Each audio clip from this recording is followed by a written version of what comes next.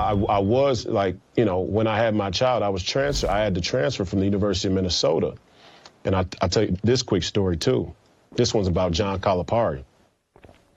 So when I was first leaving the University of Minnesota, I was going to transfer to Kentucky, right? And that's just unique in and of itself. Nobody leaves a Big Ten school who's, you know, middle of the pack or bottom of the pack and gets to go to a school that's just won 3 national championships in the last 7 years. That's just unique by unique standards. But that was my circumstance. And I remember the deal was done. I liked John Calipari. I had come up through the circuit with John Wall and DeMarcus Cousins on the Nike circuit, LeBron camp, so on and so forth. And I was excited about it. Enes Kanter was actually transferring to Kentucky that year as well. We would have played together, which is interesting. But the deal was done, and I found out that my first son, who I just spoke about, was going to be born.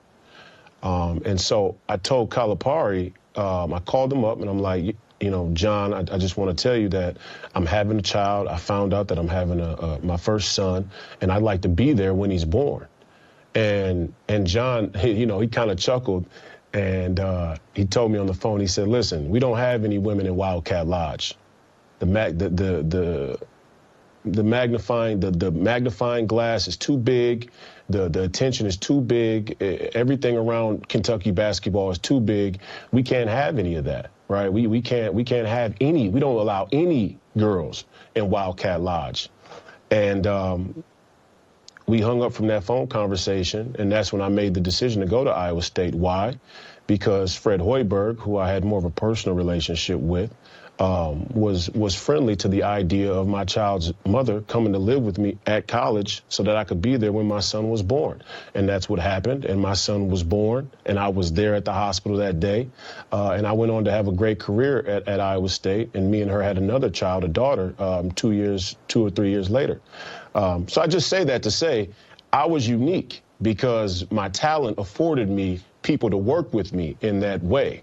But that's not everybody's circumstance. That's nobody's circumstance statistically. Most times, your opportunities will be railroaded by having a child at a time that is not well thought out. And it has nothing to do with your job opportunities. Let's be clear. It has to do with you making a sound choice about the woman you're having a child with. And if you really look at the totality of circumstance of the woman you're having a child with and when you're choosing to have a child and why, from a spiritual standpoint, it'll probably match up with what's best for you professionally, in my opinion. And that'll be later on down the road, probably, or when you have your spiritual house in order. And I didn't have mine in order at the time. I was saved by a radical materialist society, which I often criticize, but that's just the truth. And I see the pitfalls in it, and I see why it took me so long to become the man I am today, because the society was trying to create that backdrop or that crutch for me.